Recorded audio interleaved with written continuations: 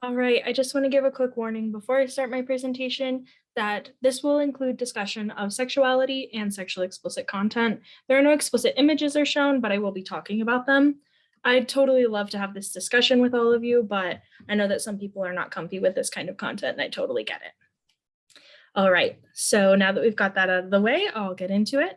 My name is Julia, and I'm going to be discussing the sexualization of lesbians and bisexual women in the media.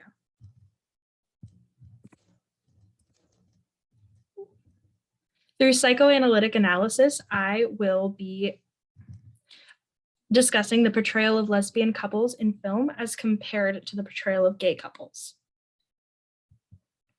For this analysis, I will be comparing two of the most iconic queer films, the first of which is Blue is the Warmest Color. It is a 2013 French film that is rated NC-17. The plot follows a French teen who forms an emotional and sexual relationship with an older student that she meets at a bar.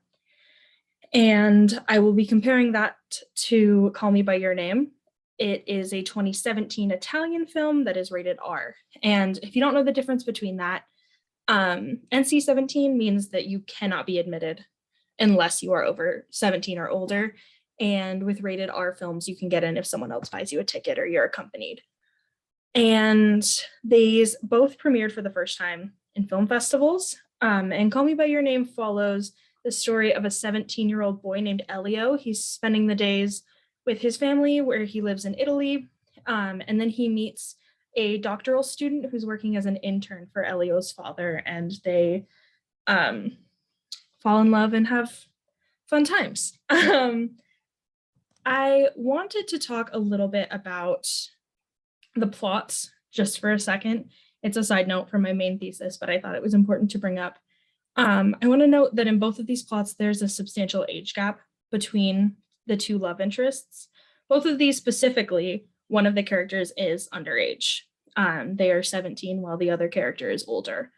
This is a common theme in queer storylines, with an older queer adult, quote, awakening something in a younger and less experienced person. And this directly ties to the queer theory concept that queer relationships are wrong and deviant, because in addition to being deviant, they also have these big, in some places, illegal age gaps. All right, so a few terms that I'm going to talk about are, of course, psychoanalytic analysis. There's three terms within this, one of which is voyeurism, which is a pleasure derived from watching a desired object. Fetishism is associating an object or person with sexual desire, and the male gaze is the concept that films are shown and shot through the eyes of a straight man. So the camera is kind of acting as your eyes as you watch the movie, and the camera is going to look in places that a straight man might.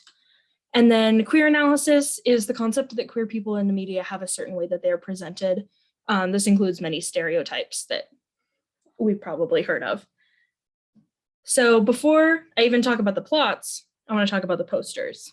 In the Blue is the Warmest Color poster, the women are super close up and they look like they're about to kiss, which obviously creates tension, and the focus is clearly on their physical relationship to each other.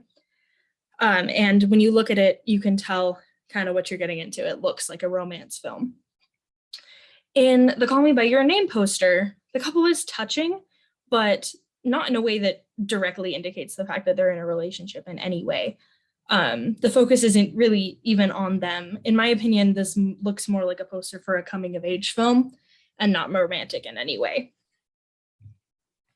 All right, now getting into the content.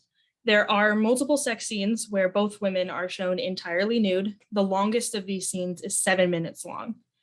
The breasts and the vulvas of the actresses are shown many times. There is a scene where the one character is painting the other one, and it pans all the way across her body as she sat spread eagle on a chair. But interestingly, during the sex scenes, a prosthetic vulva is used so that technically it's not pornographic, because you're not seeing them actually have sex with each other. You're seeing them do these things to a fake vulva, which is super interesting to me. The women spend a lot of their time engaging sexually, and the focus on the film is on the evolution of their sexual relationship as opposed to their emotional relationship. This is rated as severe for sexually explicit content by the IMDb Parents Guide. And then when we compare that to Call Me by Your Name, sex occurs in this movie, and it's obvious, but only female nudity is shown. One of the men is shown masturbating, but you only see his face. There's a sex scene between the two men, but all you see is their feet. And in the one scene between a man and a woman, her breasts are shown. The only male nudity is that one of the men is shown changing, and you can see his butt. It's made obvious in the film that the men engage sexually with each other, but the focus of their relationship isn't sexually driven, and the focus is more on their emotional intimacy and their relationship to each other in that way. And it's rated as moderate by the IMDb Parents Guide. Why is this?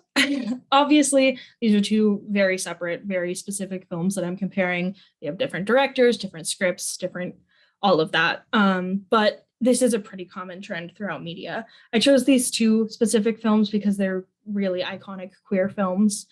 A few reasons why I believe this is first because of fetishism. In this case, the women are being fetishized. Women are often fetishized in media, but there's this allure with queer couples between two women that, you know, there's two women. you get another one that you get to watch, and there's not a man involved. Also, voyeurism. It applies to the fact that people are watching something intimate that they aren't supposed to see. And then there's the male gaze. In this case, I think that the male gaze is the most likely reason for this. Even in these movies that are for and about queer people, the straight male gaze still guides the view of the camera, which is why the focus of the relationship in Blue is the Warmest Color is sexual, and the women are often seen naked. And in Call Me by Your Name, the only person that we see nude is a woman, and the focus of their relationship is emotional, and they're kind of how they navigate being together, but not in a sexual way. And that's so that the straight male doesn't have to see two men being sexual with each other. I wanted to add some discussion questions because I know we're supposed to be responding to each other.